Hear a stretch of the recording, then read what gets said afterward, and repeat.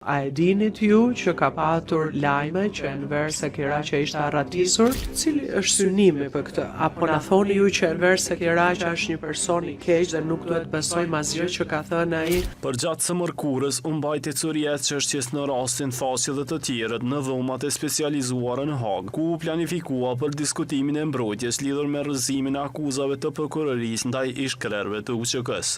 Trupi gjykues përgjatë konferencës për ecurinë e çështjes ndaj ish-krerëve të UÇK-s ka pranuar edhe materiale nga mbrojtja e Krasniqit lidhur me Enver Sekiraqën. Ai rezulton se në rastin Thasi dhe të tjerët është paraqitur si viktimë.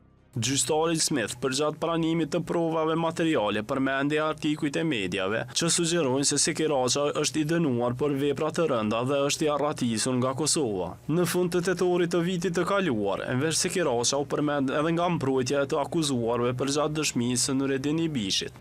Ibishi ishte pyetur në seancën përgatitore lidhur me Sekiraqën nga prokuroria. Për këtë, mbrojtja e Jakub Krasniqit e ka pyetur nëse ka qenë në dieni se Sekiraqa ka qenë i arratisur gjatë asaj kohe, pra në maj të vitit të kaluar. Zoti Ibishi, ju e mbani mend që ju është bërë pyetje në lidhje me një person me emrin Enver Sekiraqa gjatë kohës që keni bërë seancën përgatitore apo jo? Dëshmitari kishte thënë se është në dieni për një gjë të tillë, por që s'ka më shumë informacione lidhur me rastin. Ibishi kishte thënë se e njeh Sekiraqën si person problematik që nga vitet e 90-ta. Ajo ka qëndron që është kërkuar për organet drejtësisë për shkak të ikjes tij nga drejtësia.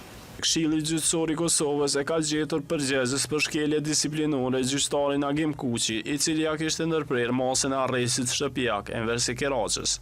Gjyqtarit i është shqiptuar vrejtje publike me shkrim dhe ulje të pakës për 20% për periudhën 6 mujore.